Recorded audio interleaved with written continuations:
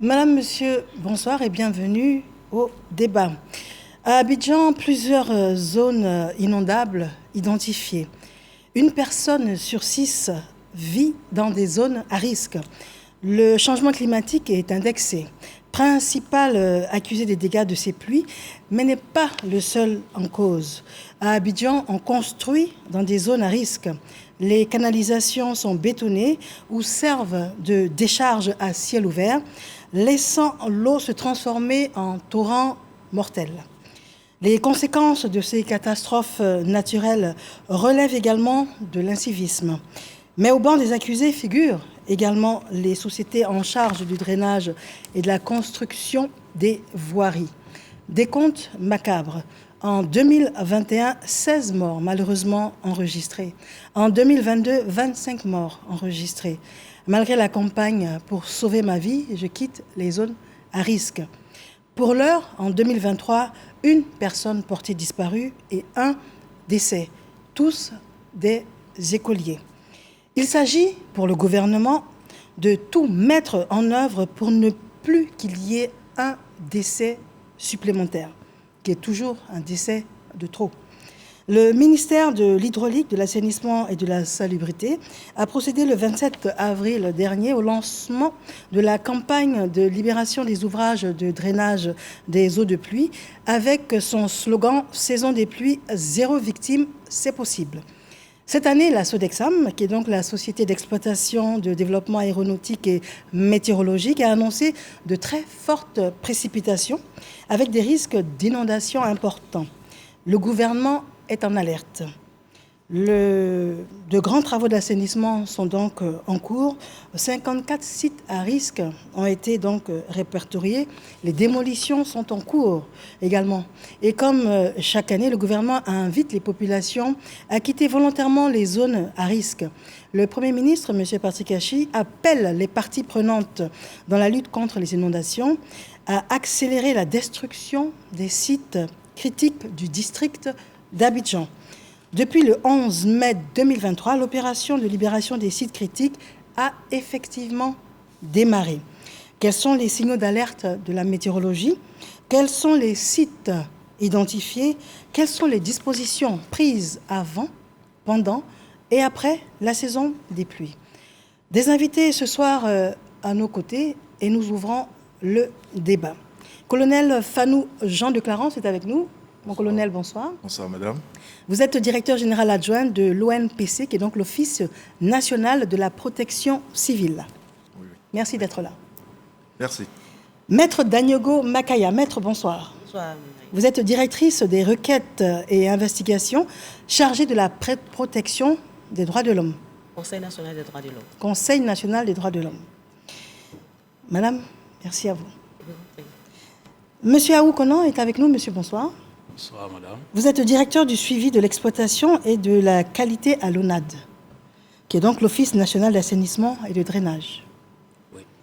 Et enfin, madame Sekou Marthe, madame, bonsoir. Bonsoir, madame. Vous êtes directrice de la promotion de la famille, et donc au ministère de la famille, de la femme et de l'enfant. Femme, famille, enfant. Femme, famille, enfant. Très bien. Nos invités ainsi présentés, juste avant de pouvoir faire un premier tour de table, je vous propose un élément de reportage qui est signé donc Siaka Kone et Davis Oyo. L'opération Saison des pluies, 0 mort, c'est possible, est entrée dans sa phase active depuis le jeudi 11 mai 2023. Des actions d'envergure faisant suite aux prévisions de la Sodexam annonçant de fortes pluies à même d'engendrer des inondations et des éboulements. 3 phases essentielles marquent cette opération: la sensibilisation, le curage des canaux et le déguerpissement, phase ultime de cette action. Des actions qui entendent préserver des vies tout en effaçant le sombre tableau des années précédentes. Entrée en vigueur dans les communes du plateau, d'Atekoubé et d'Adiamé, l'opération doit se poursuivre dans les autres communes du district autonome d'Abidjan. Le ministre de l'Hydraulique, de l'Assainissement et de la Salubrité entend réussir ce pari avec la collaboration des collectivités décentralisées. Et ce travail est fait en liaison avec les mairies qui ont des relations de proximité avec les populations, qui connaissent les zones à risque, les zones inondables, les zones où il peut y avoir des accidents de terrain, des éboulements. Donc, la liste qui a été faite l'an dernier était une liste exhaustive de 155 sites que nous avons libérés. Et nous avons protégé, surveillé ces sites pour ne pas qu'il y ait de nouvelles réinstallations. Selon la cartographie du ministère de l'Hydraulique, de l'Assainissement et de la Salubrité, 6 communes sont visées par les travaux de curage, tandis que 7 autres sont concernées par le curage et la destruction des sites critiques. Sur les anciennes zones de guerpille, comme je l'ai dit, il n'y a pas eu beaucoup de réinstallations. Il y a eu vraiment quelques bâtiments précaires qu'on a démolis, bien entendu. Et cette année, c'est vraiment les nouvelles zones identifiées. Cibles principales, les sous-quartiers et constructions anarchiques empêchant la circulation des eaux usées et pluviales. Les bâtisses proches des canaux d'évacuation à ciel ouvert et autres ravins et installations à l'encontre du plan d'urbanisation et d'assainissement de la ville. Après l'opération de l'année dernière, celle en vigueur est une mise à jour des sites déjà identifiés par les autorités locales. Pour 2023, le gouvernement ivoirien entend user de fermeté pour réduire considérablement les catastrophes et dangers récurrents. Le gouvernement entend user de fermeté. Alors, nous allons demander à nos différents invités de réagir. Mais juste avant, laissez-moi vous préciser que vous, téléspectateurs, il vous est fort possible d'intervenir également. Un code QR va s'afficher, ainsi prendre en compte vos différentes préoccupations.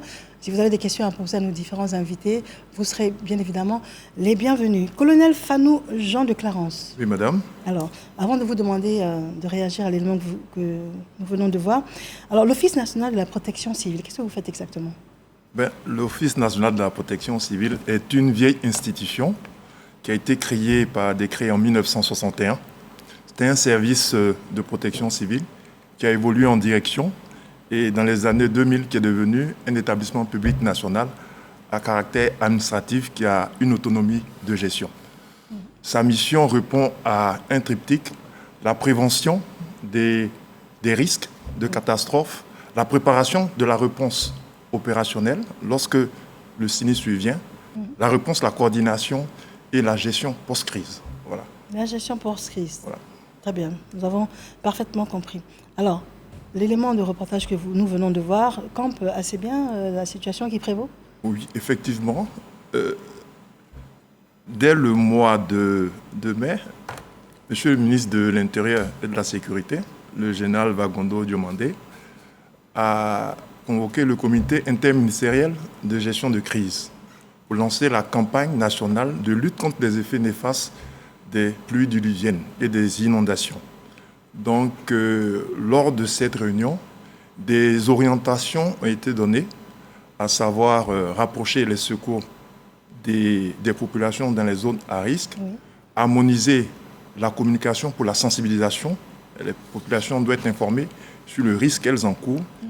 Et après ce lancement, les équipes techniques dirigées par l'ONPC vont sur le terrain pour cartographier, pour voir toutes les zones à risque afin d'apporter des solutions.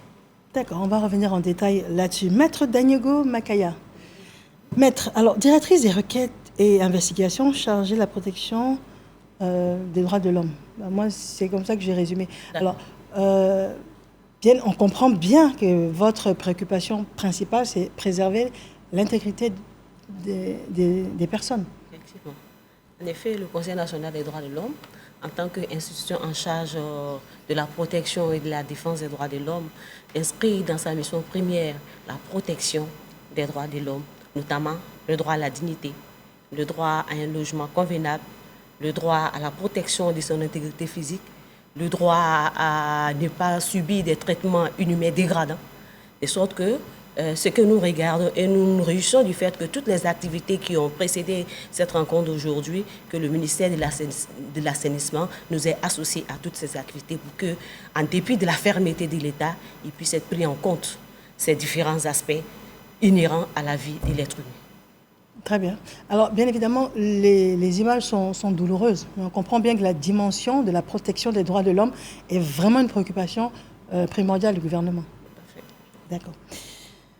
Monsieur Aou Konan, vous êtes directeur du suivi de l'exploitation et de la qualité à l'ONAD, qui est donc l'Office national d'assainissement et drainage. Alors, est-ce que l'on doit comprendre que les travaux initiés donc d'assainissement, c'est vous qui pouvez répondre à ces différentes préoccupations? Oui, voilà, effectivement. Il faut dire que l'Office national de l'assainissement et du drainage est un maître d'ouvrage délégué en ce qui concerne les questions d'assainissement et de drainage.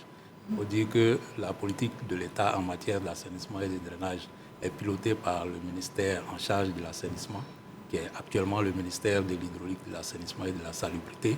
Et le volet opérationnel a été délégué à l'Office national de l'assainissement et du drainage. Donc tout ce qui concerne les travaux en matière d'assainissement et de drainage, c'est la mission de l'Office national de l'assainissement et du drainage. Merci à vous. Madame Sekou Marthe, alors, directrice de la promotion de la famille. Alors, une fois que les droits humains sont préservés, les personnes en difficulté trouvent réconfort, recours à votre niveau? Oui, merci bien Madame Touré. Le ministère de la Femme, Famille et Enfants est en charge évidemment de ces trois cibles-là, c'est-à-dire l'autonomisation de la femme, la promotion de la famille et la protection de l'enfant. Effectivement, quand le sinistre advient, cette direction qui est la promotion de la famille a pour mission de pouvoir détecter toutes les vulnérabilités qui sont mises à mal quand le sinistre survient. Mais auparavant, quand même, c'est cette direction-là qui fait la conception, l'élaboration de la politique nationale de la famille. Et elle a pour mission également de tout mettre en œuvre pour améliorer les conditions de vie des familles et leurs revenus, mais en liaison évidemment avec les services compétents, entre autres. Merci à vous. Alors, première des choses, nous parlons de catastrophes naturelles, nous parlons d'inondations, nous parlons d'éboulements, nous parlons de déguerpissement. Alors, ça nous semble être des termes qui malheureusement sont un peu trop familiers ces temps-ci. Mon colonel, qu'est-ce que ça veut dire? Une catastrophe? Une catastrophe, qu'est-ce que c'est? Je vais définir une catastrophe comme un événement soudain qui va mettre en péril la vie des populations, des enjeux humains, des enjeux infrastructuraux, des enjeux économiques et même environnementaux, et pour lesquels, dans la localité, les services de secours de l'État ne sont pas à même de gérer ce sinistre. Il faut des moyens supplémentaires. Mais il faut dire que le thème catastrophe, il y a un peu de pessimisme. Oui. Je préfère plutôt événement majeur. Ça veut dire que vous pouvez maîtriser. Voilà, un événement majeur, c'est à nous de le maîtriser. D'accord. Voilà, Catastrophe, c'est un peu défaitiste. Voilà, c'est un peu pessimiste, défaitiste. D'accord. Voilà, c'est un événement majeur, c'est une crise qu'on arrive à surmonter avec les moyens de l'État, avec des moyens privés. Voilà. Et quand on parle d'éboulement, un éboulement, c'est optimiste là-dedans?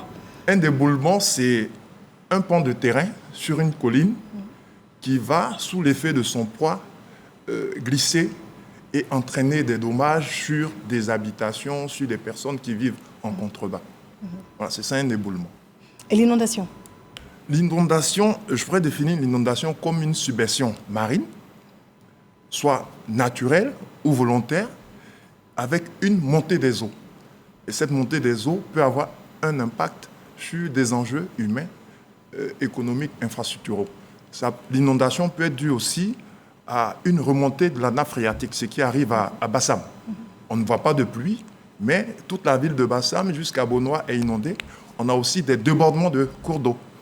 Avec les pluies qui sont abondantes au niveau des bassins versants, les eaux de pluie vont ruisseler et venir dans le lit du fleuve. Donc le fleuve va sortir de son lit et impacter des habitations, des plantations, des cultures. Alors, tous ces termes que vous venez de nous définir, ce sont malheureusement des situations que nous vivons. Oui, effectivement. Et vous êtes outillé pour apporter la bonne réplique. Solution, la bonne réponse. En fait, la pluie, c'est un aléa naturel qui a des impacts. Voilà, des impacts qui créent des dommages, des pertes au niveau des populations, au niveau des infrastructures. Donc, il faut que les populations s'adaptent aux effets. Voilà. Qu'est-ce qu'on fait quand il pleut abondamment? On se met à l'abri. Voilà. On a une route qui est inondée. On évite d'emprunter une route inondée, voilà, pour ne pas être emporté par les eaux de ruissellement. D'accord. Très bien. Alors, à vous, Maître Daniego, je vais vous poser la question suivante. Déguerpissement. En ce qui concerne les droits de l'homme, qu'est-ce que ça vous inspire? Alors, il faut dire que le thème déguerpissement a pour synonyme au niveau de la communauté internationale qui est dépositaire des instruments internationaux, les expulsions forcées.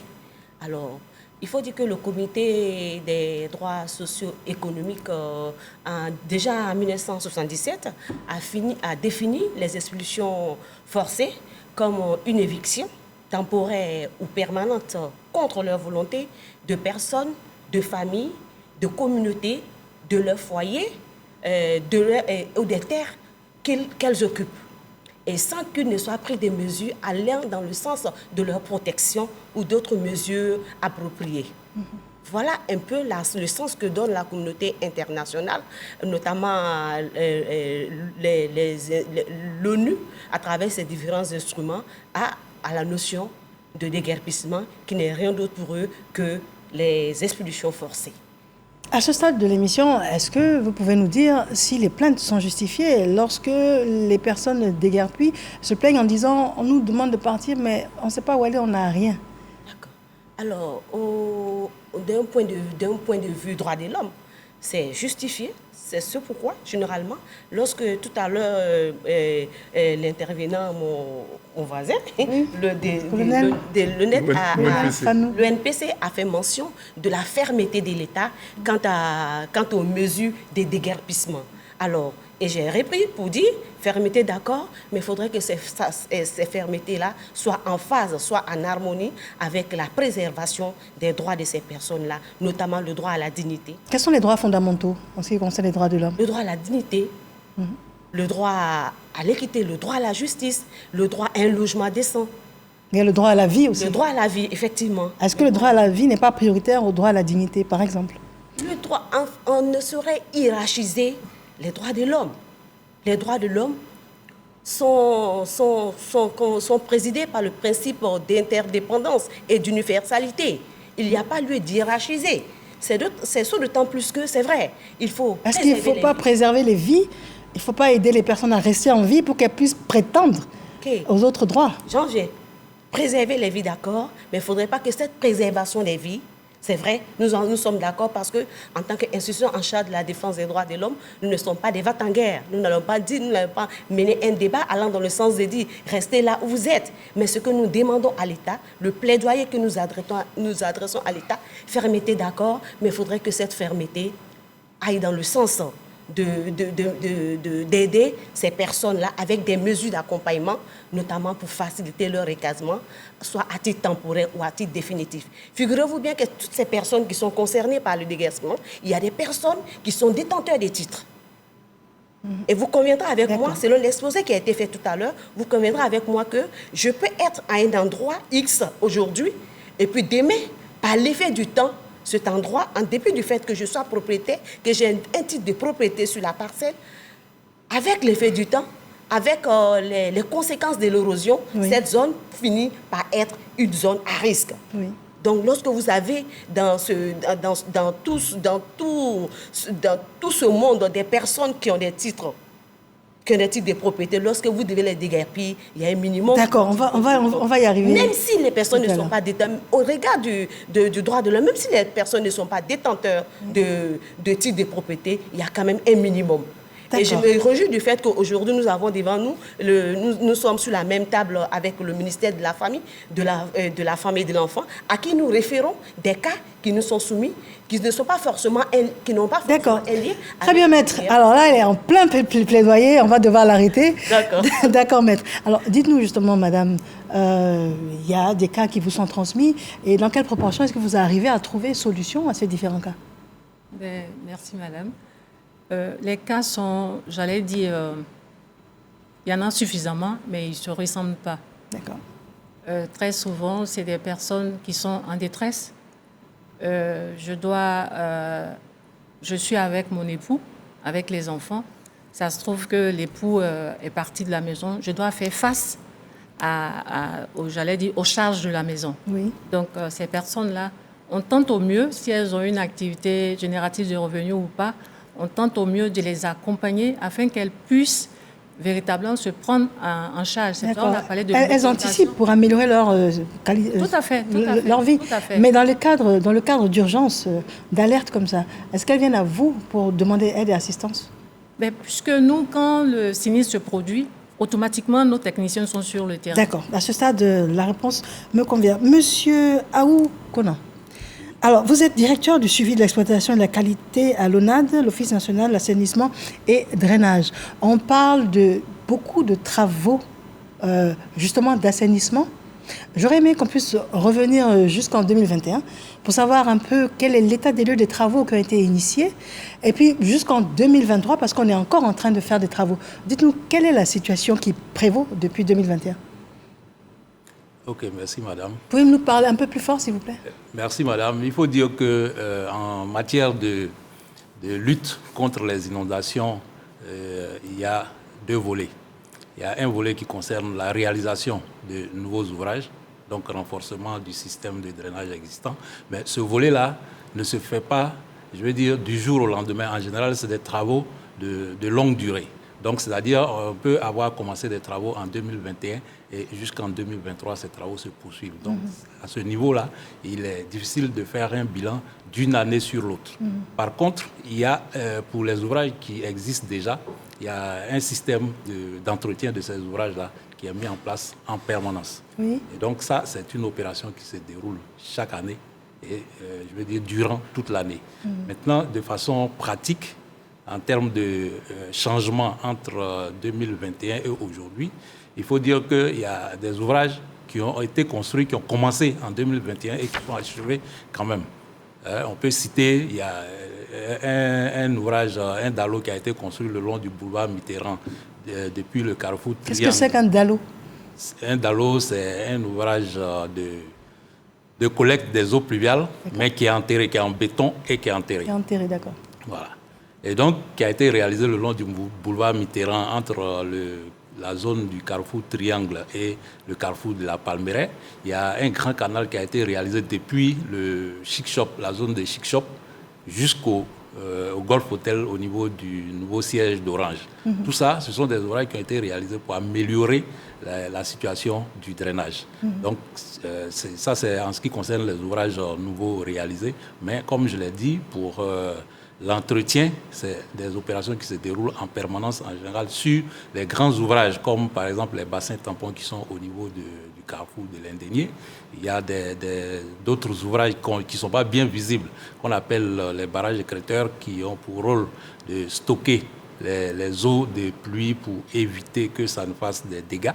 Oui. Et puis, il y a à l'intérieur des communes, il y a des petits points noirs de drainage que nous appelons les points critiques, que nous traitons également sur toute l'année en collaboration avec les services techniques des mairies. Alors pourquoi est-ce qu'on a le sentiment qu'à l'approche des saisons des pluies, on n'est jamais prêt d'un point de vue assainissement? C'est un travail permanent, donc qui va s'étendre sur des années. On ne peut pas être prêt à la veille d'une saison des pluies? Oui, à la veille d'une saison des pluies, on ne peut pas dire qu'on peut être prêt parce que, je veux dire, comme je l'ai dit au début de mon propos, c'est-à-dire la réalisation des ouvrages d'assainissement, c'est des travaux qui s'étalent dans le temps. Et donc, on ne peut pas dire qu'à un moment, on a réalisé tout ce qu'il faut pour faire face à tout type de pluie. Donc, c'est-à-dire qu'on est dans l'amélioration continue, dans le renforcement continu des capacités pour lutter contre les inondations. Mais, c'est-à-dire, lorsque la période survient, les opérations qu'on intensifie, c'est surtout l'entretien pour que les ouvrages qui existent puissent avoir leur meilleure capacité de fonctionnement pour éviter des situations qui pourraient être critiques. D'accord. Dans l'élément de reportage, il y a une jeune dame qui disait que c'est bien, il y a des routes, on est tous contents qu'il y ait de nouvelles routes, mais ils ont envoyé l'eau chez nous. Alors, est-ce que vous pouvez nous traduire en d'autres termes, qu'est-ce qu'elle a voulu dire? Bon, les nouvelles routes, ils ont envoyé l'eau chez nous. Je voulais préciser que tout projet de route a un pendant de gestion des eaux pluviales. Parce que, de toutes les façons, les routes qu'on construit, on est bien tenu de les préserver. Alors que si on construit la route et que les eaux de ruissellement ne sont pas gérées, c'est la durée de vie de la route qui est en jeu. Mais là, par rapport à cette réaction-là, ce que je peux dire, c'est que pendant la période d'exécution des travaux, il y a des dispositions provisoires, transitoires qui sont mises en place pour gérer les eaux de ruissellement en phase travaux. Parfois, ce sont ces mesures-là qui ne sont pas suffisantes et qui peuvent entraîner ce genre de situation. Mais dire qu'on a réalisé une route et que ça a envoyé l'eau chez les gens, bon, vraiment, j'ai un peu de réserve sur cette déclaration. Très bien, mais nous avons parfaitement compris. Alors, mon colonel Fanou, à ce stade de l'émission, le gouvernement est en alerte. Oui. La Sodexam alerte également. Qu'est-ce que ça veut dire quand la Sodexam alerte? Qu'est-ce qu'elle dit? Qu'est-ce que ça veut dire? Quel est le niveau d'inquiétude que l'on devrait avoir? Il faut dire que la Sodexam fait de la surveillance des phénomènes météorologiques et des paramètres. Et ils ont installé des pluviomètres dans le district d'Abidjan et à l'intérieur du pays. Et par des données satellitaires, ils font des calculs pour avoir les prévisions météo. Et on a un schéma d'alerte précoce qui permet de connaître le risque d'inondation et émettre des bulletins météo à risque d'inondation. Donc ce bulletin météo est repris par le CICG qui nous permet d'alerter les services techniques des mairies et les populations dans les zones à risque. C'est la Sodexam qui donne les seuils. Et les seuils vont dépendre des zones. 5 mm de pluie au plateau, ça n'a pas le même impact que 5 mm de pluie, par exemple, à Bobo-Koulecha, qui est une zone à risque d'inondation. Voilà, donc, en fonction de l'alerte, les services de secours qui sont déjà prédispositionnés pourront intervenir lorsque les populations sont en danger. Des opérations de sauvetage, de mise en sécurité, pour préserver leur vie. Donc, au niveau de l'Office national de la protection civile, au niveau de la direction, on a un centre national de coordination des opérations de secours qui coordonne l'activité de nos 30 CSU dans les chefs-lieux de région, 24 heures sur 24, 7 jours sur 7. Et au niveau du groupement des sapeurs-pompiers militaires, l'état-major aussi a un service qui coordonne l'activité des compagnies à l'intérieur du pays et Abidjan. Donc, nous sommes en alerte permanente. D'accord. Très bien. Alors, à ce stade, nous avons déjà des réactions. Bonjour, je tiens à remercier le gouvernement pour les dispositions prises. Ma question est la suivante. Y a-t-il une position prise pour les personnes déguerpies sur les zones à risque pour leur relogement? Si oui, comment en bénéficier? Bon, ça, on avait bien imaginé que c'est une question qui allait revenir. Une autre préoccupation, quelle solution pour les populations de Port-Boué, Gonzague, avec un gros quartier très peuplé, avec aucune canalisation, évacuation d'eau, ou du moins on a seulement une canalisation sur la voie principale du quartier Terre Rouge, qui est aussi la voie goudronnée. Alors ça, c'est une question pour vous. Mais juste avant, en parlant des dispositions prises, c'est l'occasion de revenir avec vous, madame, pour savoir, dès qu'il y a sinistre, vous intervenez. Nous, effectivement, on intervient. On a nos travailleurs sociaux qui sont dans nos différentes structures socio-éducatives, à savoir les complexes, qui interviennent. Elles interviennent dès lors où, j'allais dire, les sapeurs-pompiers, l'ONPC a sécurisé les personnes. Elle intervient à ce moment-là.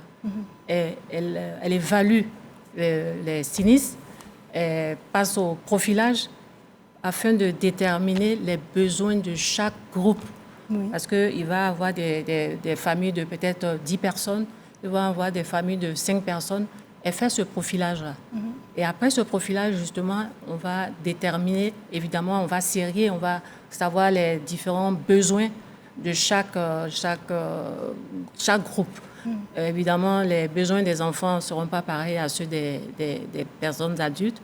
Donc, au vu de cela, les dispositions sont prises à ce niveau-là afin de pouvoir, référer. Si, par exemple, on a découvert qu'au fil du profilage, au fil des écoutes, parce que ça, c'est vraiment primordial chez nous, parce que c'est au moment de l'écoute qu'on détermine véritablement l'accompagnement qu'il faut apporter à ces différentes... Au moment de l'écoute. Alors, quand on dit que vous intervenez dans l'urgence, est-ce à deux niveaux? Est-ce une fois que vous êtes intervenu pour sécuriser les personnes en danger, que vous prenez le relais? Ou bien est-ce une fois que ces personnes-là ont trouvé refuge dans une famille, parce qu'on leur a demandé de partir, à ce moment-là, elles viennent vers vous et vous les assistez? Les deux. Les deux. Les deux. D'accord. Oui, les deux. Dès lors où elles sont sécurisées, on intervient. Comme je l'ai dit, on fait le profilage, on sait leurs besoins. Et lorsque on les accompagne, et si par exemple elles sont en famille, on les accompagne. D'accord. Alors, prenons l'exemple 2021-2022. Donnez-nous une estimation des personnes que vous avez pu encadrer, à qui vous avez donné une dignité, de l'espoir, parce que par la grâce de Dieu, leurs vies ont été préservées. Mais pendant cette période-là, comme je l'ai dit, le ministère a joué sa partition. Elle a fait ce qu'elle peut par rapport aux moyens dont elle dispose. Donc, faire des recherches, parce que justement, il y a des liens de parenté par un moment. Donc, on fait des recherches, puisque quand le sinistre survient, aux alentours, il y a le voisinage qui agit. Et donc, dès lors le voisinage agit, le ministère intervient à ce niveau-là aussi, parce qu'il faut pouvoir accompagner ces personnes-là au niveau de ces familles, parce que c'est l'esprit de solidarité qui agit là. Mais il faut que le ministère puisse accompagner ces familles-là, n'est-ce pas? D'accord. Donc, on comprend bien également que le ministère donc, de la solidarité et de la lutte contre la pauvreté, vous travaillez en pleine synergie. Eux également, ils viennent sur le terrain et puis vous avez un travail complémentaire. Forcément, puisque c'est la synergie d'action, la synergie, la solidarité gouvernementale. Donc, on ne devrait pas, travailler en rang dispersé. Tout à fait. Donc, c'est des vies qu'il faille sauver, il n'y a pas de couleur. Donc, voilà, que ce soit la solidarité ou le ministère. En tout cas, pour ce qui nous concerne, c'est ce que je disais tantôt, on procède justement à pouvoir évaluer les différents besoins des personnes. D'accord. Monsieur Aou, juste avant de revenir à vous, avec la question de monsieur Koné Aboubakar en ce qui concerne spécifiquement Port-Boué, Maître, j'aimerais vous poser la question suivante. Les gens sont venus à vous pour la précédente saison depuis 2021-2022. Comment vous avez pu leur apporter assistance? Alors, il faut dire que je vous parle de chiffres d'ailleurs. S'il vous plaît. Nous avons enregistré sur la période de 2021 à ce jour, nous avons enregistré 36 cas de plaintes. Et figurez-vous bien, ne vous en tenez pas au chiffre de 36 cas. Derrière un seul ou bien une seule requête se cache au moins 10 personnes, toute une famille. C'est ça. Parce que souvent, ils se mettent en collectif. Et c'est l'ensemble de ces collectifs. Ah oui, donc c'est 10 fois des familles. Voilà. En fait, c'est l'enfant, vous avez tout compris. C'est l'ensemble de ces collectifs-là qui ont donné 36 requêtes. Et lorsque ces personnes viennent à nous, comme je le dis au niveau du CNDH, quand nous n'avons pas les moyens, nous faisons généralement le référencement. Et le référencement, c'est à l'endroit du ministère de la Solidarité, c'est aussi à l'endroit, comme ma collègue du jour vient de le dire, c'est aussi à l'endroit du ministère de la Famille et de la Femme et de l'Enfant, qui, à notre niveau, ont pu donner satisfaction à certaines personnes. Mais tout à l'heure, le représentant de l'ONAD a fait cas des situations où des personnes ou des travaux sont entrepris pour aller dans le sens de renforcer la capacité des ouvrages qui sont là. Et là, j'avoue qu'à ce niveau, les parents ou bien les requérants n'ont pas pu avoir satisfaction jusqu'à ce jour. Et ça va certainement déferler la une, puisqu'ils sont dans une position d'entrer en grève. Il s'agit des déguerpis de la commune de Yopougon, notamment Azito et puis Béago. Voilà. Donc, ces personnes-là, jusqu'à aujourd'hui, j'avoue que nous poursuivons le plaidoyer auprès... Quand vous dites rentrer en grève, qu'est-ce qu'elles vont faire? Pardon? Quand vous dites rentrer en grève, qu'est-ce qu'elles vont faire? Bon, comme nous avons été saisis au premier rang pour donner une réponse à leurs préoccupations, ça dit qu'elles ont... Grève de la faim? Grève de la faim, par exemple? Non, pas de la faim. C'est une marche pacifique. D'accord. Que ces personnes entendent faire pour se faire entendre. Voilà. Donc, nous les avons reçus. Nous leur avons ramené à de meilleurs sentiments pour dire non, nous sommes déjà lancés, laissons-nous faire notre travail et nous savons que ça va aboutir d'un moment à l'autre. Voilà. Donc, c'est pour dire que lorsque ces personnes nous saisissent, nous, à notre niveau, au niveau du CNDH, nous n'avons pas de pouvoir de coercition.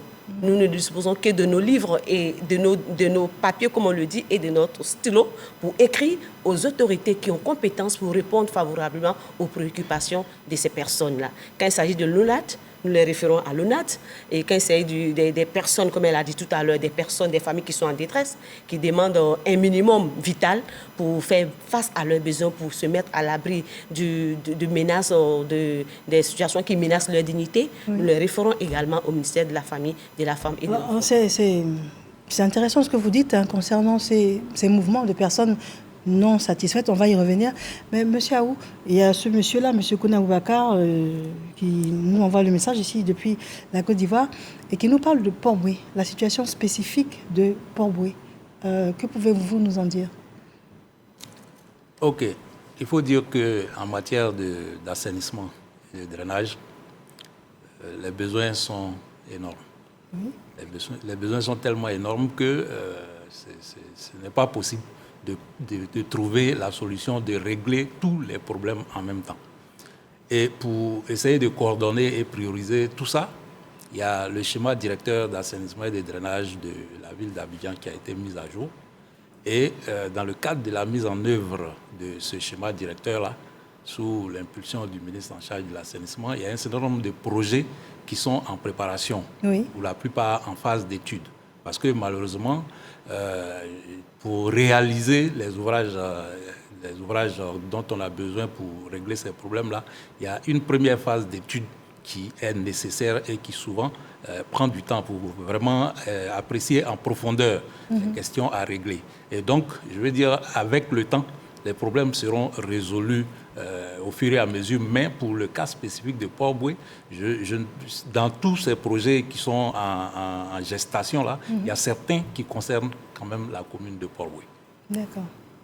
D'accord. On a bien compris que le processus est lancé, et bien évidemment, il faut un plan et tout d'exécution. D'accord.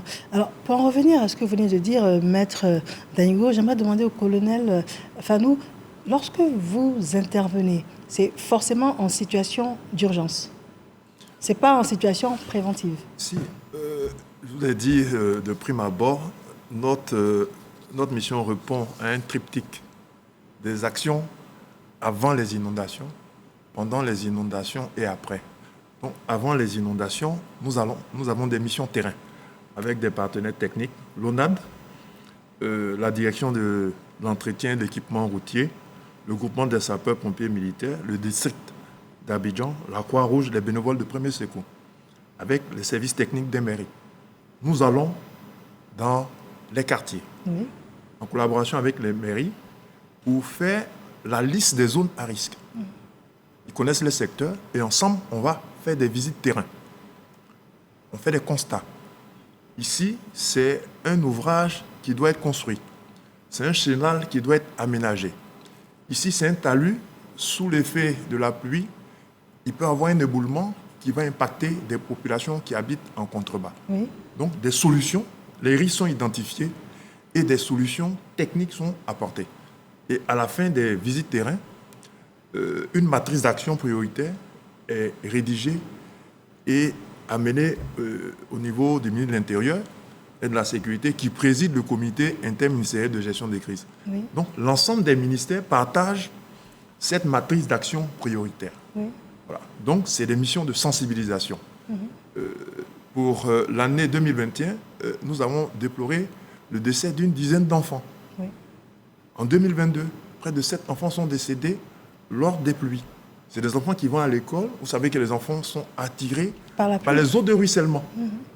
Donc, nous avons reçu les instructions de mon directeur général, le préfet Amakou Kassi Gabin, pour se concentrer sur la sensibilisation auprès des parents. Quand il pleut, chaque parent doit surveiller ses enfants pour éviter des drames. Voilà. Les enfants doivent faire attention aux eaux de ruissellement. Il faut les maintenir à la maison lorsqu'il pleut abondamment.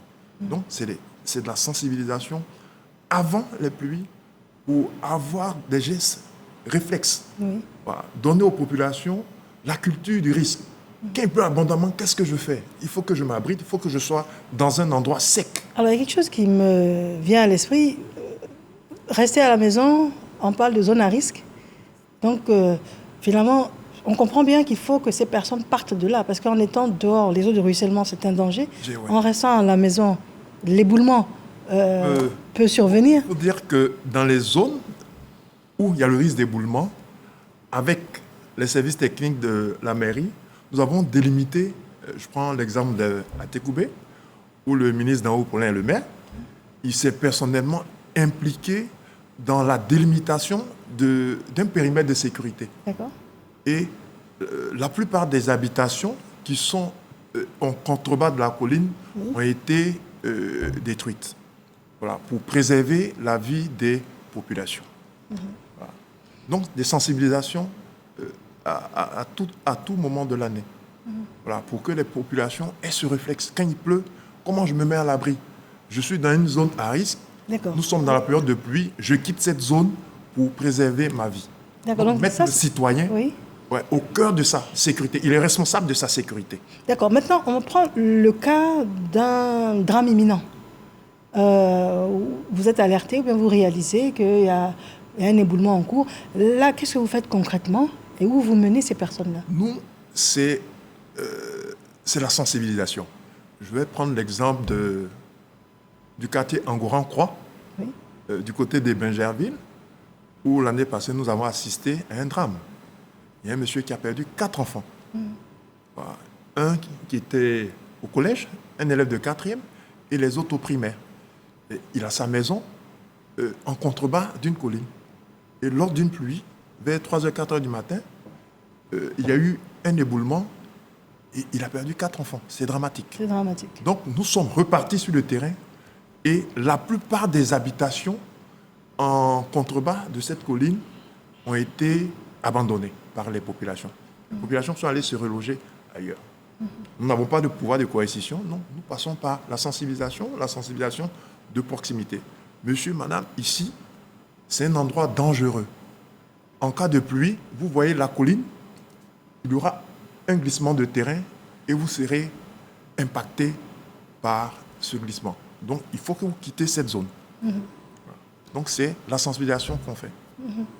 Et vous avez une étape également où vous intervenez en cas de situation d'urgence. Oui, en cas de situation d'urgence, nous sommes alertés. Nous avons plusieurs plateformes. Une plateforme inondation avec des acteurs opérationnels, une plateforme avec les volontaires de premier secours qui ont des points focaux dans à peu près tous les quartiers d'Abidjan.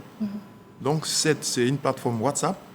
Ils font des images. Ça nous permet d'avoir la réaction rapide des services de secours. Voilà. Maître Dagnogo, ce que vous sembliez nous dire, c'est que les personnes sont reconnaissantes d'être restées en vie, mais elles déplorent le fait de se sentir un peu abandonnées pour préserver leur dignité et puis continuer à s'intégrer dans le tissu socio-économique, surtout d'avoir d'abord un logement. C'est exactement cela. La plupart des requêtes dont nous avons été saisis, dont je vous ai précisé le nom tout à l'heure, c'est des personnes qui... Et ce n'était même pas dans le cadre de pluies imminentes. C'est des personnes à qui on a demandé de déguerpir pour des besoins de renforcement des canalisations déjà existantes. Et là, comme ils le disent, il avait été question, ils avaient mis en avant l'indemnisation, parce que c'est des personnes qui disposent des titres de propriété. Donc, en la matière, les instruments internationaux sont clairs, et même la Constitution ivoirienne le dit clairement, pour exproprier quelqu'un pour des besoins d'utilité publique, il faut qu'il y ait d'abord une indemnisation préalable. Et dans le cas d'espèce, au regard de l'urgence, ils ont négocié et les personnes en cause ont fait des concessions. Ces personnes sont parties des lieux et jusqu'à aujourd'hui, je vous parle de 2021 jusqu'à ce jour, ils ne sont pas rentrés en possession de ce qui leur revient de droit. Voilà. D'accord. Très bien. Alors, Monsieur Aou, ce qu'on aurait aimé vous poser comme question, c'est de savoir, depuis 2021, les travaux d'assainissement qui ont été faits jusqu'à aujourd'hui, ça continue. Ces différents travaux continuent. Les sites qui ont été identifiés, les sites qui le sont aujourd'hui, on parle de 54, 55 sites. Est-ce qu'il y en a plus depuis mes recherches? Est-ce qu'il y en a moins? Est-ce que les personnes qui ont quitté les zones à risque, est-ce qu'elles reviennent, recoloniser cet environnement-là? Je vous pose la question et je pense que vous aurez des éléments complémentaires à nous donner. Ok, merci madame. Tout à l'heure, dans l'élément qui a été présenté, monsieur le ministre a fait un bilan de l'opération de l'année passée. Il a dit qu'il y avait une cinquantaine de sites qui avaient été identifiés pour être déguerpis. Et ce qui a été fait.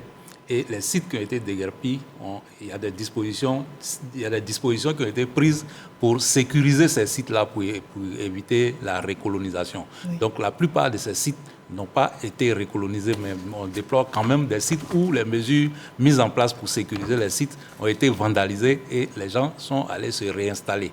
Donc dans l'opération de cette année, ces sites-là où il y a eu la recolonisation, ces sites-là sont déguerpis sans préavis parce qu'ils ont violé la situation qui avait été mise en place. Maintenant, pour l'opération de cette année, il y a une vingtaine de sites encore qui ont été identifiés en plus et qui sont en cours de traitement actuellement dans les 13 communes du district d'Abidjan. D'accord. Alors, la sensibilisation a des limites. C'est ce qu'on en déduit? Oui, dans nos missions régaliennes, on n'a aucun pouvoir de coercition. Donc, pour le moment, on se limite à la sensibilisation. À la sensibilisation. Très bien. Alors, à ce stade de l'émission, nous avons un deuxième élément à vous proposer. Nous parlons des mesures prises pour sécuriser les sinistrés. C'est un élément de Siaka Kone et de Davis Oyo.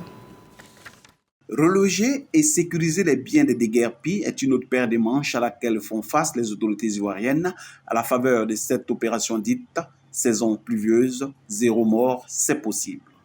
Les responsables de certaines collectivités prévoient des dispositions et relayent par la même occasion l'opération entamée par le ministère.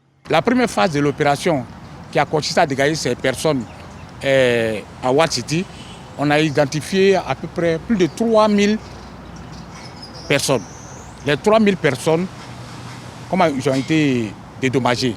Il y avait des propriétaires de cours qui ont eu des dédommagements. Et les locataires aussi ont eu des dédommagements pour aller chercher de nouvelles maisons ailleurs. La mairie a identifié des sites de recasement en cas de problème. C'est en cas de problème. Ces différents sites sont les maisons des jeunes. Il y a la maison des jeunes de Bromakoté, maison des jeunes de Dallas, maison des jeunes de Williamsville et maison des jeunes de l'habitat Bracody et Habitat Extension. Avec les aires de jeu.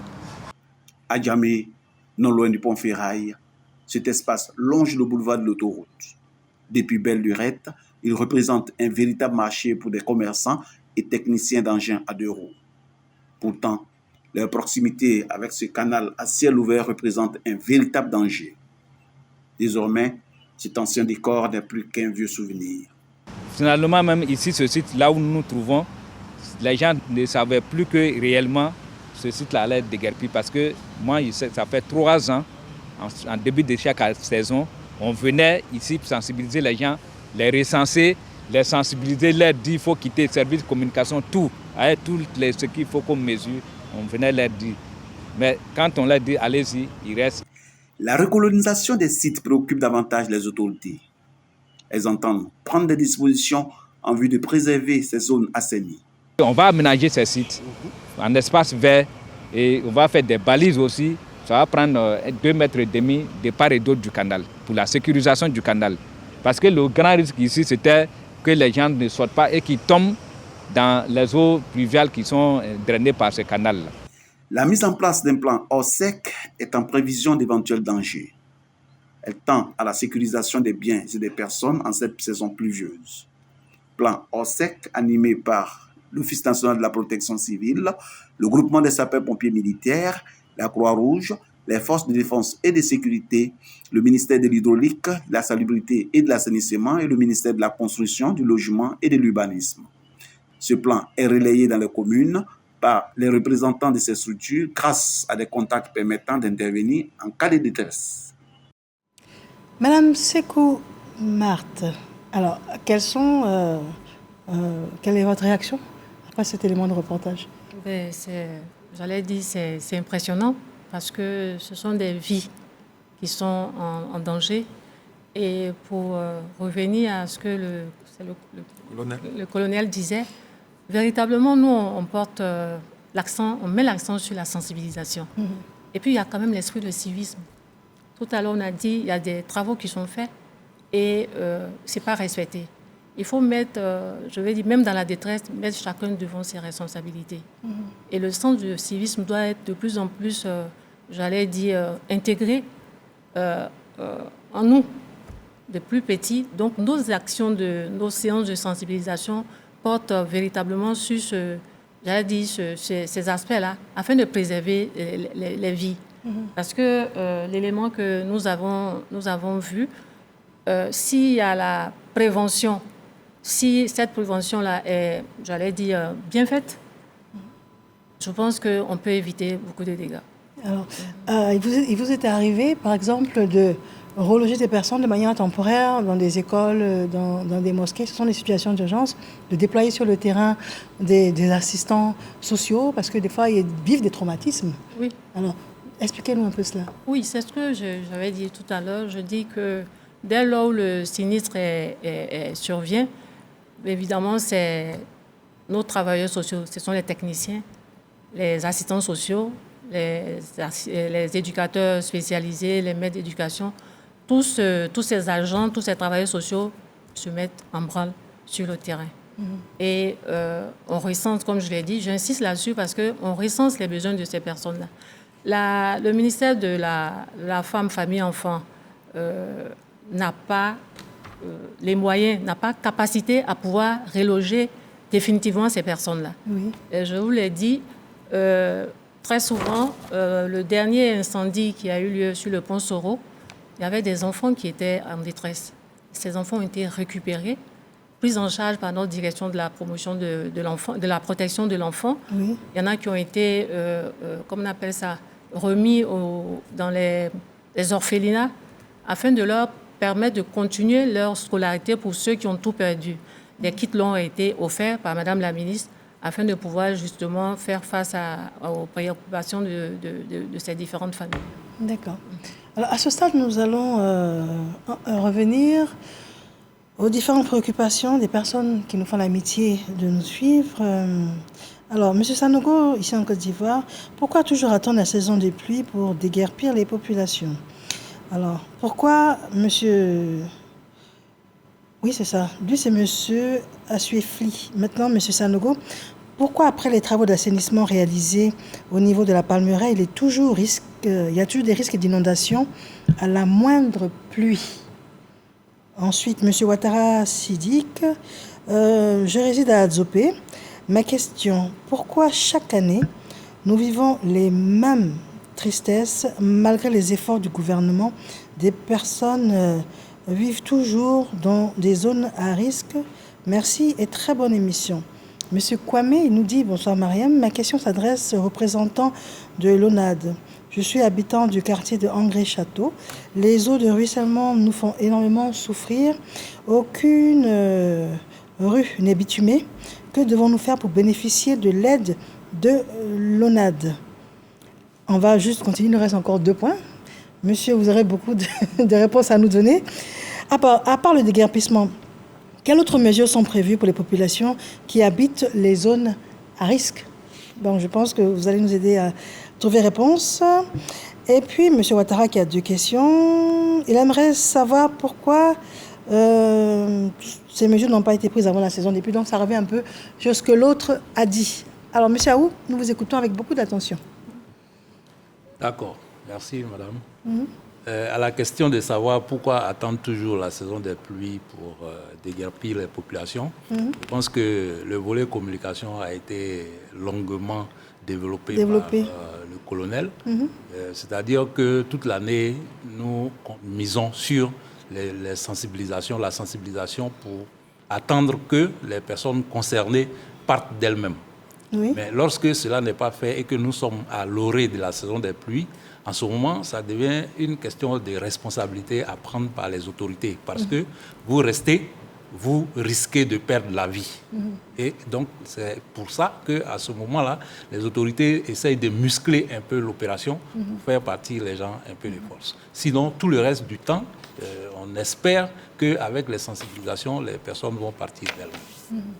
C'est l'explication que je peux donner au sujet de cette question-là. D'accord. Et en ce qui concerne la palmeraie ? En ce qui concerne la palmeraie, il faut dire que, bon, comme je l'ai dit au début, c'est-à-dire que tous les ouvrages ne peuvent pas être réalisés en même temps. Au niveau de la palmeraie, il y a beaucoup qui a été fait. Donc, je veux dire, ce n'est pas très juste de dire que la situation n'a pas changé. La situation a beaucoup changé, mais le problème, c'est qu'il y a encore des ouvrages à réaliser au niveau de la palmeraie, beaucoup plus en amont, pour permettre de juguler encore plus le flot d'eau qui arrive. Donc il y a des ouvrages qui sont encore en attente là-bas, mais encore une fois, la réalisation de ces ouvrages-là bute sur les occupations des sites qui ont leur corollaire d'indemnisation qui sont parfois assez élevés et donc qui retardent la mise en œuvre des projets de réalisation de ces ouvrages-là.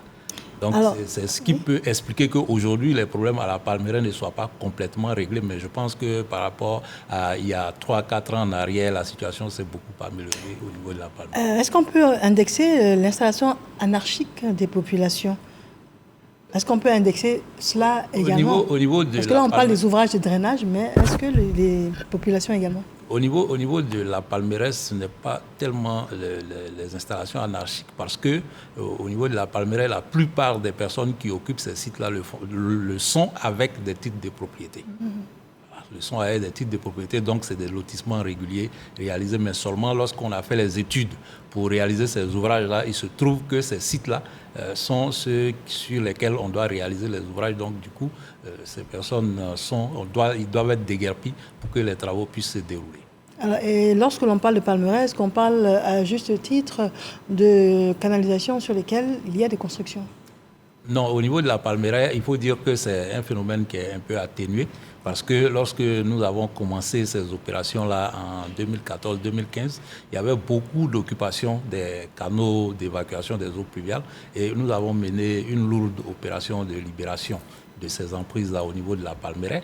Il y avait des constructions un peu désordonnées sur les canaux pour développer des commerces, c'est-à-dire que les gens qui habitent à proximité des canaux mettent des dalles sur les canaux pour étendre leur activité ou bien développer des commerces. Donc, nous avons mené une opération au cours de laquelle nous avons démoli toutes ces constructions-là et nous avons prescrit pour ceux qui souhaiteraient procéder à des aménagements pour traverser les canaux, que ce soit réalisé en des matériaux amovibles, de sorte que s'il y a une intervention à faire, on puisse les enlever et puis les remettre.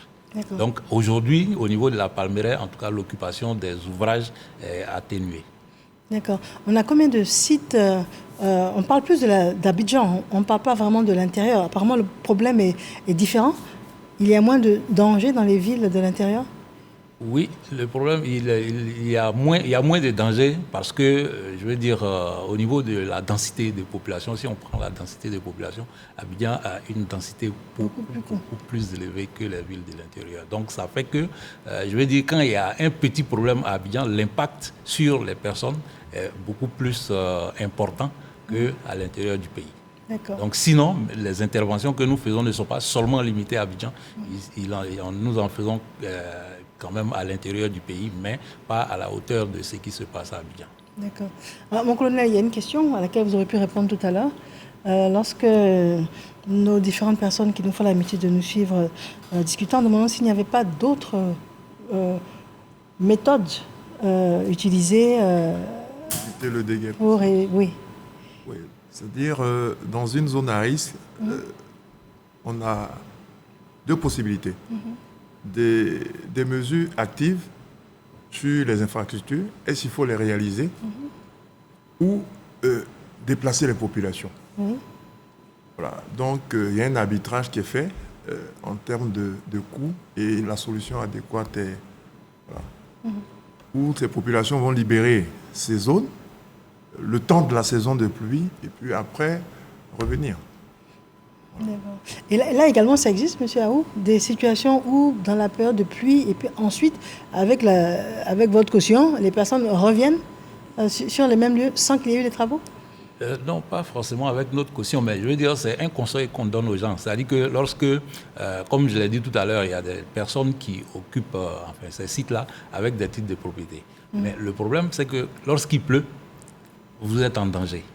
Donc, le conseil qu'on donne, c'est que, c'est-à-dire même si vous n'êtes pas parti définitivement, pendant les périodes de grande pluie qui sont connues, c'est au mois de juin, au moins vous pouvez déménager temporairement pour éviter de vous exposer. De vous exposer. Et puis, après les périodes de forte pluie, vous pouvez revenir. D'accord. Maître Dagnogo, j'aimerais revenir à vous. Qu'est-ce que vous attendez aujourd'hui pour vous sentir soulagé par rapport aux différentes préoccupations qui vous sont transmises? Merci Marianne. Ce que nous attendons de ce débat, c'est que des mesures, comme je l'ai dit, des mesures d'accompagnement soient prises pour ne pas que ces personnes qui sont ciblées par cette opération, par ces opérations de déguerpissement, puissent être livrées à leur sort. Quelles mesures, madame? Les mesures de les accompagner pour leur relogement, prévoir des sites de recasement. Le temps, puisque ça a été dit tout à l'heure, il y a des situations où l'éviction n'est que temporaire. Juste le temps que les obèses, pour que les personnes puissent intégrer leur domicile. Pour ces personnes-là, c'est quand même nécessaire de prévoir un site de recasement, le temps pour eux de réintégrer leur domicile. Mais pour des personnes où le retour n'est pas possible, n'est pas envisageable, il serait intéressant qu'on puisse accompagner ces personnes-là dans la quête d'un mieux-être en ce qui concerne le droit au relogement. Voilà. Alors, tout ce plaidoyer, dans quelle mesure est-ce que vous êtes entendu et dans quelle mesure est-ce que solution est trouvée à ces différentes sollicitations? La solution, il faut dire que la solution relève des autorités. Nous, on ne fait que le plaidoyer et puis le suivi. C'est clair que ces opérations Ce sont des plaidoyers que vous faites au moins depuis 2021. Bien sûr. Dans quelle proportion ce plaidoyer a été entendu? Il faut dire que, comme je l'ai dit tout à l'heure, en ce qui concerne les mesures d'accompagnement, nous disposons de plusieurs canaux de communication, notamment à travers le ministère de la Solidarité, de la Famille et de l'Enfant. Mais en ce qui concerne l'indemnisation des personnes, il faut l'avouer, jusqu'à ce jour, les dossiers dont nous avons été saisis n'ont pas encore été vidés de leur objet. C'est-à-dire que les personnes restent toujours dans l'attente de leur indemnisation. Donc nos plaidoyers vont dans le sens de pouvoir satisfaire les besoins ou bien de pouvoir répondre aux besoins de ces personnes-là qui n'est que légitime. Puisque ces personnes, pour la plupart, sont détenteurs de titres de propriété. Si elles sont parties, c'est légitime pour eux de réclamer la promesse qui leur avait été faite partez. C'est vrai que c'est l'indemnisation qui est le préalable, comme le prévoient les dispositions de notre Constitution, mais au regard de l'urgence, partez, votre indemnisation va suivre. Si dans cette dynamique, ces personnes font des concessions et qu'elles partent, il serait intéressant, et en tout cas la lettre est intéressante, que l'indemnisation promise soit faite dans un temps voisin à leur départ, ce qui n'est pas le cas. Donc nous poursuivons toujours le plaidoyer pour que ces personnes puissent obtenir satisfaction. D'accord. Madame Sekou Marthe, oui. Alors dites-nous, les personnes, souvent elles sont en état de choc. Vous avez une assistance psychologique. Il y a des enfants qui malheureusement ne retrouvent même pas leur tenue d'école pour continuer l'école. Comment vous encadrez ces personnes, histoire de leur permettre de s'en sortir? Oui, tout à l'heure je disais que lorsque tout est perdu par rapport aux enfants par exemple, il y a eu des fois où madame a permis de, renouveler leur kit scolaire afin qu'ils puissent continuer leur scolarité, évidemment avec toutes les tenues vestimentaires d'école qu'il faut. On a pu les recaser dans nos structures de protection de l'enfant, nos EPR. Et donc, à ce niveau-là, ils ne sont pas laissés pour compte. Le ministère, évidemment, on parle de protection de l'enfant. Donc, dès lors où cette alerte-là est donnée, j'allais dire, ce sont les premières personnes, les premières victimes qui sont prises en charge par le fait de leur, j'allais dire, leur sensibilité. Donc, on prend ces enfants-là et leur prise en charge est faite.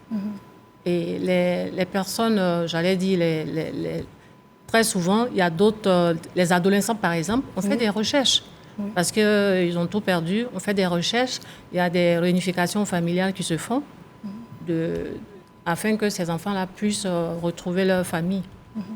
Voilà. D'accord. Donc, beaucoup est fait en tout cas avec les moyens que nous avons. D'accord. Beaucoup est fait. Et on retient également que vous intervenez immédiatement dès qu'il y a sinistre. Dès qu'il y a sinistre, dès lors où... parce qu'on ne va pas faire le travail de, j'allais dire, l'ONPC, mais dès lors où ces personnes-là sont mises à l'abri, nous, on intervient.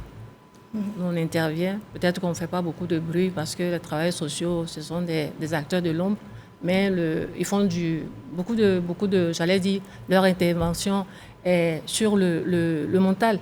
Parce que c'est des chocs émotionnels. Il faut pouvoir permettre à ces personnes-là de se rétablir afin de, évidemment, penser à demain. Donc, ce travail de longue haleine-là est fait. Dès lors où on se sent, j'allais dire, limité, on fait référence à d'autres personnes qui ont des compétences un peu plus élevées, en l'occurrence les psychologues et autres. Et comme on a des plateformes, évidemment, il y a cette... qu'on appelle collaboration là, qui est faite. Et c'est évidemment par rapport à par le biais de ces plateformes-là que la lettre est donnée. Donc, dès lors on a besoin de ces compétences spécifiques-là, elles réagissent. D'accord. Alors, les personnes ont souvent besoin d'assistance psychologique, de présence, d'écoute, mais elles ont souvent besoin d'argent. Est-ce qu'à un moment donné, dans le processus, il est prévu qu'on leur remette de l'argent en disant « allez vous réinstaller » ? J'avoue qu'au risque de vous décevoir, on ne peut pas le faire parce qu'on n'a pas, j'allais dire, on n'est pas outillé à ça financièrement parce qu'il faut les accompagner. Effectivement, s'il y a selon nos moyens, on a un fonds au niveau du ministère, mais selon nos moyens, s'il y a une activité qui était menée, on peut éventuellement, selon ce que nous... Mais est-ce que vous les adressez au ministère de la Solidarité et puis la lutte contre la pauvreté? Bon, au ministère de la Solidarité, vous savez que, je veux dire, c'est quand même... une synergie d'action. Avant, c'était le ministère de la Solidarité de la femme et de l'enfant. Donc, c'est pour dire que les liens sont toujours là. On ne peut pas travailler en autarcie. Il faut forcément qu'on puisse travailler ensemble avec le ministère de la Solidarité. D'accord. Tout à fait. Mais je n'ai pas compris. On les assiste financièrement ou pas au ministère de la Solidarité? Quand vous leur donnez le relais? Je ne saurais vous le dire. Mais par expérience, quand ils viennent à vous et puis ils demandent de l'argent, vous les adressez à qui? Mais quand ils demandent de l'argent, le ministère de la Solidarité, c'est vrai qu'il y a des fonds là-bas, mais c'est laissé à l'appréciation de, j'allais dire, de l'autorité là-bas. Nous, ce que nous pouvons faire... Ils vous font un retour, Oui. Mais ce que nous pouvons faire, je parle de ce que nous pouvons faire, nous le faisons, et puis on fait quand même le suivi. Et puis... nous sommes heureux de savoir qu'il y a des personnes, des enfants en particulier, qui sont, j'allais dire, qui renaissent, puisqu'on leur a permis, par les accompagnements, à pouvoir suivre qu'on appelle leur cycle scolaire. D'accord. Alors, nous avons nos téléspectateurs qui nous suivent. Qu'en est-il du cas de Bingerville, cité CIE, voire Bingerville en général? Ça, c'est M. Bamba. Ensuite, M. Ouattara nous écrit de San Pedro. Qu'est-ce qui est prévu pour San Pedro, la ville balnéaire comme Bassam? Il vaut mieux prévenir qu'attendre que la catastrophe arrive. Donc, il s'inquiète pour San Pedro. Alors, Olivier, il a besoin d'aide. Il y a des constructions anarchiques sur les collecteurs des eaux pluviales au niveau des 2 plateaux versants du Vallon. Et puis, M. Sekongo, comment se fait-il que les personnes aient des titres de propriété sur des sites à risque? Ah oui, ça, c'est vrai qu'on aimerait bien avoir la réponse. Comment? Je ne sais pas si vous pouvez nous la donner. Donc, voilà, le temps que vous puissiez recenser les questions. Je laisse quelques secondes. Ou bien vous êtes prêts? C'est bon. Je vous en prie, allez-y. OK. La première question qui parle de Bingerville CIE. Il faut dire que l'année passée, il y a eu beaucoup de dégâts là-bas. Mais ces dégâts-là sont dus au fait que Bingerville, il faut dire que Bingerville est en pleine construction. Et comme la plupart des nouveaux quartiers, oui. Les quartiers se créent, les maisons se construisent sans que les infrastructures de base ne suivent forcément. Oui. Et donc, à Bingerville, il y a un fort développement de la ville qui ne va pas en même temps que la construction des ouvrages de drainage. Or, c'est-à-dire que au fur et à mesure que les quartiers s'étendent, qu'on construit, au fur et à mesure qu'on construit, on imperméabilise les sols. Donc, en imperméabilisant les sols, on augmente les débits des eaux de ruissellement. Donc, ça fait que la situation s'aggrave de jour en jour. C'est ce qui est arrivé à la cité CIE. Mais après ce sinistre de l'année passée, il y a des dispositions qui sont en cours. Actuellement, nous avons engagé la construction de 2 barrages écrêteurs en amont du site de CIE. C'est-à-dire les barrages écrêteurs vont permettre de maintenir les eaux pendant les pluies, et puis de les laisser écouler à un débit qui fera moins de dégâts. D'accord. Très bien. Maintenant, en ce qui concerne San Pedro, comme je l'ai dit tout à l'heure, les activités d'assainissement et de drainage ne se limitent pas seulement à Abidjan, dans l'intérieur du pays. Pour preuve, le schéma directeur d'assainissement et de drainage de San Pedro a été élaboré et ça fait partie du grand ensemble de projets pour lesquels, je dis, il y a des études et des études qui sont en cours avec des recherches de financement. C'est-à-dire que les investissements vont se faire, mais au fil de la mobilisation des financements. Sinon, San Pedro n'est pas oublié, la preuve, le schéma directeur a été élaboré, le schéma directeur d'assainissement. D'accord. Et la dernière question? La question qui dit qu'il y a des constructions en cours sur le collecteur de 2 plateaux, il faut dire que ça fait partie des situations que nous gérons au quotidien. Ce collecteur-là des 2 plateaux, il y a 2 ans, nous avons mené une opération de démolition, de libération d'emprises là-bas, parce que c'est un grand canal d'eau pluviale dont les bords, les emprises avaient été colonisées. Donc, du coup, c'est-à-dire les services même qui sont chargés de l'entretien n'ont pas accès à ce canal-là pour l'entretien. Donc, il y a quelques années, on a procédé à une libération des emprises, mais comme pour le cas des zones à risque tout à l'heure, c'est-à-dire que lorsqu'on libère les sites, après, il y a des petits malins qui reviennent pour coloniser. Mais dès qu'on a connaissance de ça, on intervient pour rétablir la situation. D'accord. Je vous remercie. Alors, mon colonel, à ce stade, la Sodexam, où est-ce qu'on en est par rapport à l'alerte? Où est-ce qu'on en est? Au moment où je vous parle, où est-ce qu'on en est par rapport à l'alerte? Est-ce que le plus dur est derrière nous? Est-ce qu'il est à venir? Où est-ce qu'on en est? Bon, il faut dire, dans le schéma d'alerte précoce, la Sodexam va émettre des bulletins à risque d'inondation. On pourra être dans une alerte orange, où le risque est moindre, ou une alerte rouge. Voilà, nous sommes en attente, on fait la surveillance. Voilà. D'accord, la surveillance. Très bien, à ce stade, nous avons posé la question, donc un micro-trottoir. Nous avons demandé à monsieur et madame tout le monde quelle solution ces personnes auraient proposé pour ne plus qu'il y ait de décès liés aux inondations. Les réponses sont très à propos et puis très intéressantes, regardez. Selon moi, la solution pour ne pas que l'air de mort encore, c'est de revoir les caniveaux dans les lieux d'habitation, comme peut-être, comment on appelle ça, Faya et autres, et Bingerville. Les caniveaux sont étroits. Il faut qu'on élargisse un peu les caniveaux pour que l'eau puisse circuler librement. Parce que l'eau vient avec la force. Si l'eau ne passe pas, à tous les coups, ça va créer des dégâts. Il ne faut pas faire de sentiment dans les choses. Les gens qui sont dans les coins les plus dangereux, moi je pense qu'il faut les évacuer. Bon, quand on parle à ces gens-là, ils disent non, mais on va aller où? Mais vous êtes venus, vous venez squatter les coins. C'est dangereux même pour votre vie. Et chaque année, l'État fait un effort quand même. La solution, c'est les évacuer des coins, c'est tout. Vous demandez à l'État de voir les maires, de viabiliser les coins, les rues, les endroits qui ne sont pas bien à construire, comme les bas-fonds qui sillonnent le coin pour voir. Parce qu'il y a plein de coins que la mairie regarde et puis ne dit rien. Ils laissent les gens construire là-bas. C'est quand les gens se plaignent, les gens vont casser. Donc demandez à la mairie, les maires, ses adjoints de voir, les endroits, surtout les ravins, ils vont interdire les gens de construire là-bas, de construire dans les ravins, de construire dans les endroits qui ne sont pas à construire. Ce que je propose, c'est de voir le ministère de la construction, les permis de construction, dans l'endroit où les gens construisent les maisons. Il faut des enquêtes pour pouvoir voir l'autorisation. Le gouvernement doit prendre des mesures pour que les personnes qui insistent à habiter dans ces lieux-là puissent trouver place dans d'autres communes. Mieux même, à l'intérieur, il y a plusieurs villes. Au lieu de toujours tous venir à Abidjan, les gens peuvent rester à l'intérieur. Il y a des commerces à l'intérieur, il y a la vie à l'intérieur. Surtout que vous nous disiez qu'à l'intérieur, il y a moins de problèmes. Donc c'est vraiment l'occasion de décentraliser. C'est ça. C'est cela pour l'intérieur. Alors que pensez-vous des solutions, ma foi, très... Enfin, je vous laisse apprécier. Maître. Oui, les solutions, comme l'a dit tout à l'heure un des intervenants, il faut agir de façon prompte. Il ne faut pas laisser les choses se faire et puis après réagir. Quand c'est comme ça crée beaucoup de grincements des dents.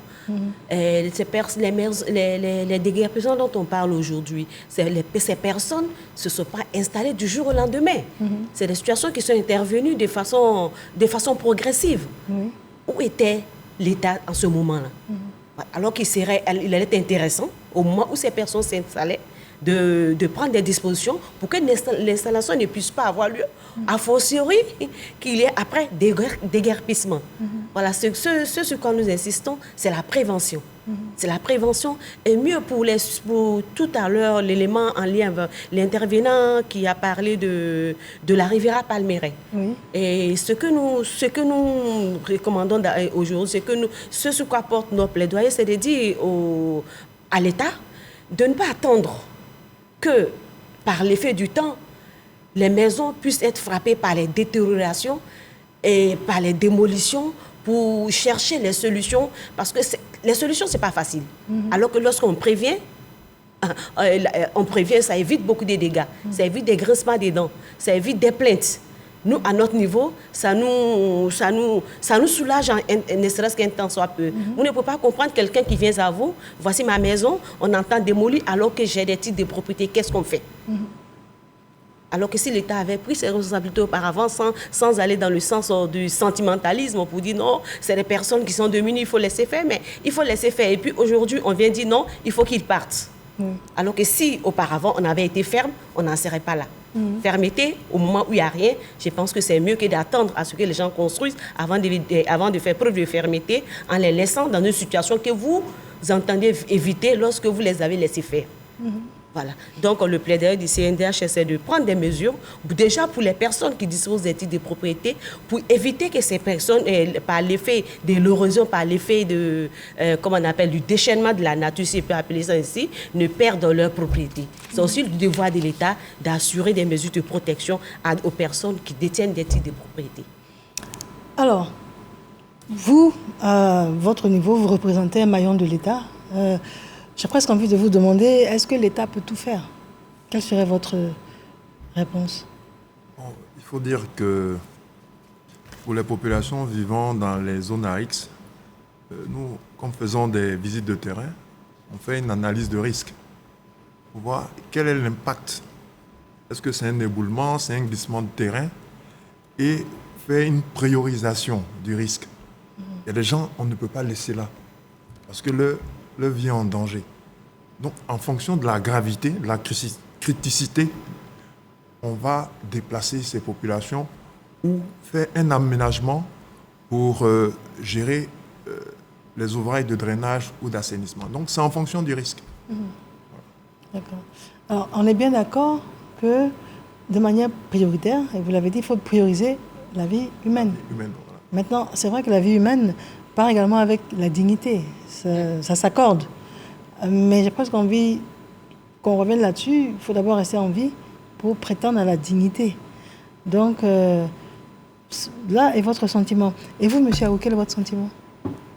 Bon, à la question de savoir si l'État peut tout faire, moi, je réponds tout de suite non. Parce que, je veux dire, toutes les actions que l'État mène, c'est basé sur les moyens, les budgets. Alors que les moyens de l'État, c'est vrai, c'est l'État. Il doit tout faire, mais ses moyens ne sont pas illimités non plus. Donc c'est pour ça que dans la mise en œuvre des projets, comme je l'ai dit tout à l'heure, ça se fait graduellement. C'est-à-dire qu'on ne peut pas régler tous les problèmes en même temps. Graduellement, cela s'étend sur quoi? Sur une génération? Sur 3-4 ans? Oui, ça dépend. Je veux dire, par exemple, au niveau d'Abidjan, le schéma directeur d'assainissement qui existait a été actualisé en 2018. Et il y a un plan d'action, un plan d'investissement qui a été proposé à l'horizon 2030, qui devait permettre de régler de gros problèmes d'assainissement et de drainage. Donc, c'est-à-dire que des investissements qui ont été programmés jusqu'à l'horizon 2030, on ne peut pas imaginer qu'on va tous les réaliser en 2020 ou bien en 2025. Donc, c'est-à-dire que c'est graduellement que ça se réalise. C'est dans le cadre de cette mise en œuvre-là que j'ai dit, il y a un certain nombre de projets qui sont en cours de mise en place, qui sont pour la plupart en phase d'étude, qui vont rentrer dans la droite ligne de la mise en œuvre de ce schéma directeur-là. D'accord.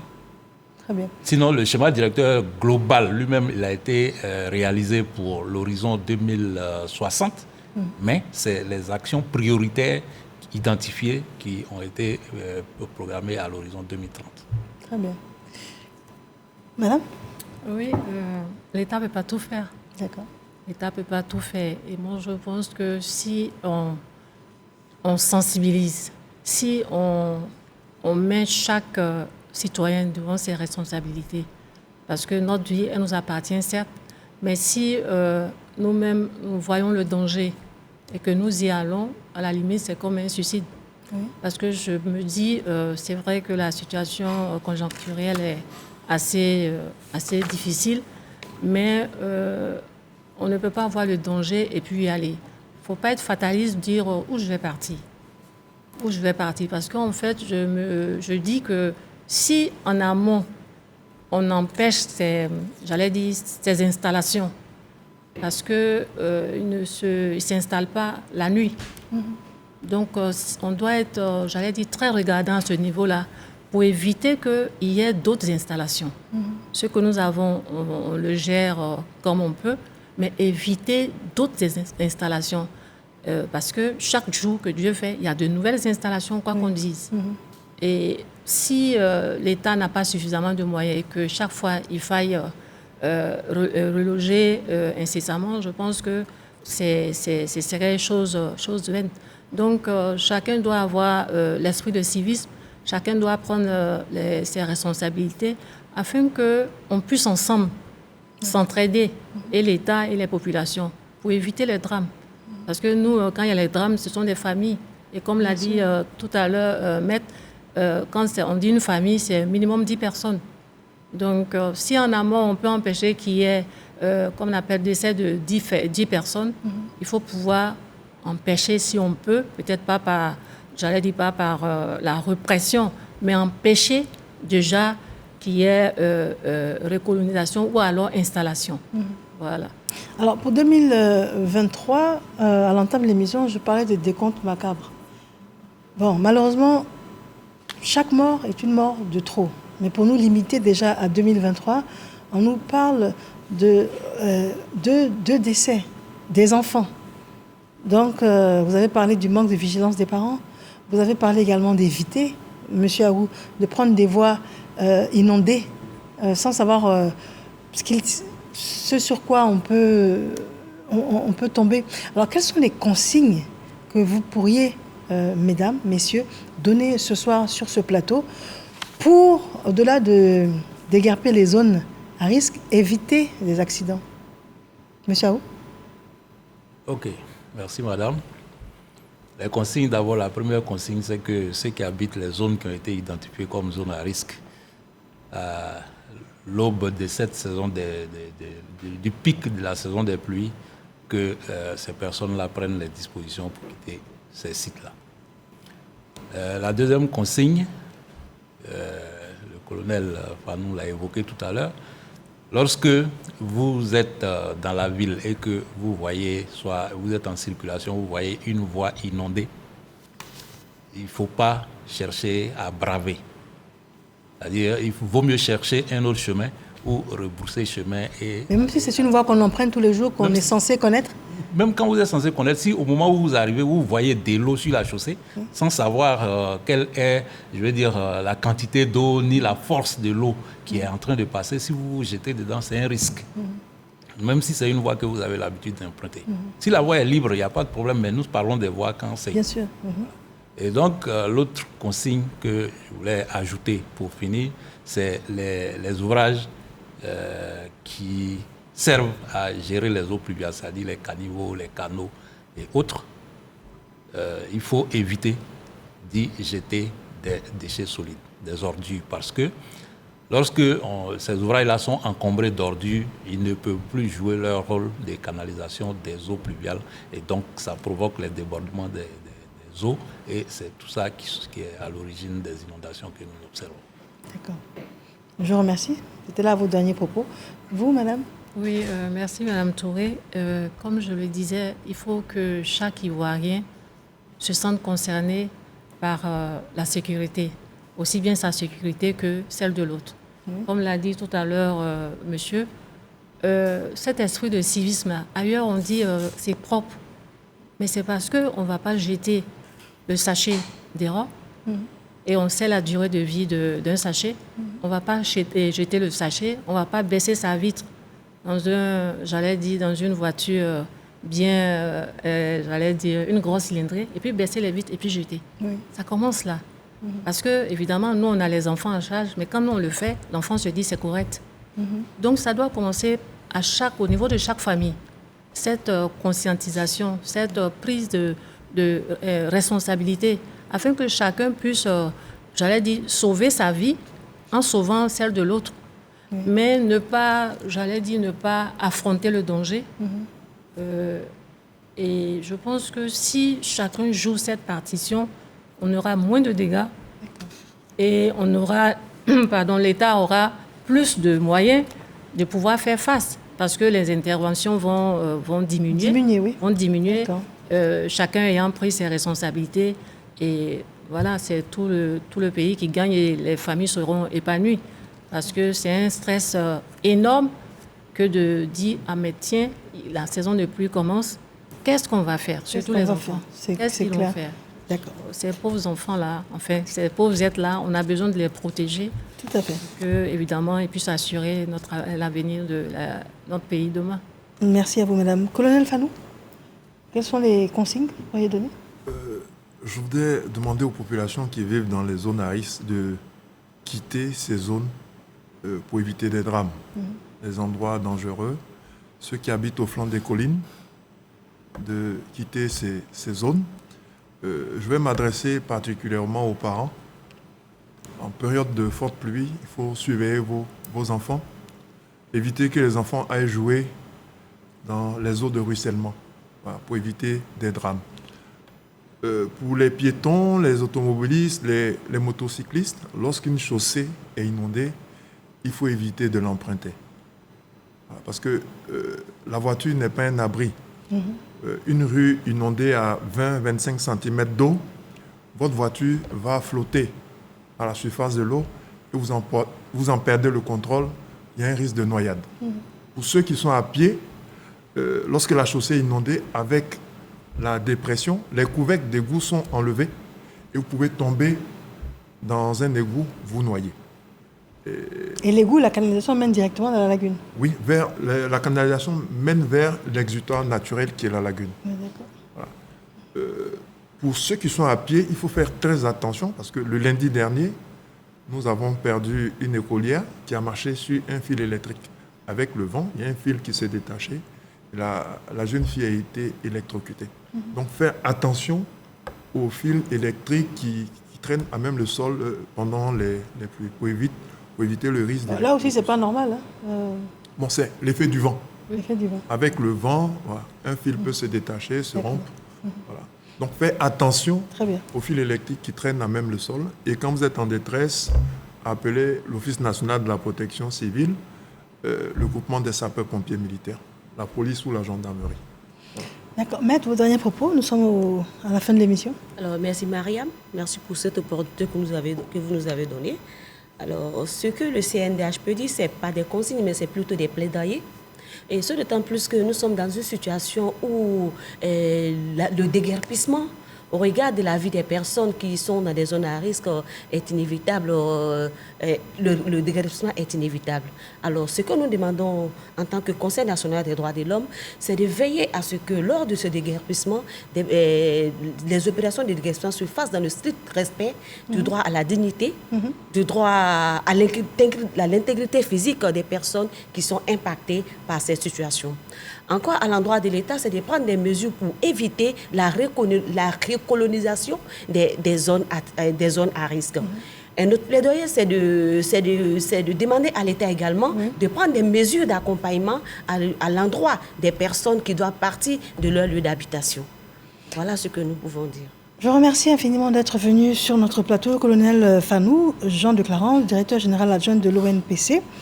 Maître Daniego Makaya, directrice des requêtes et investigations chargée de la protection des droits de l'homme. Monsieur Aou Konan, directeur du suivi de l'exploitation et de la qualité à l'ONAD, Office national et drainage. Et Madame Sekou Marthe, directrice de la promotion de la famille. Le gouvernement est en alerte. Le slogan, c'est 0 décès et c'est possible. Malheureusement, on déplore déjà une perte, une disparition et puis une personne décédée. Mais il ne faut vraiment pas qu'il y ait un décès de plus. C'est déjà des décès de trop. Nous espérons que ces conseils vont porter. Dieu nous garde. Bonsoir.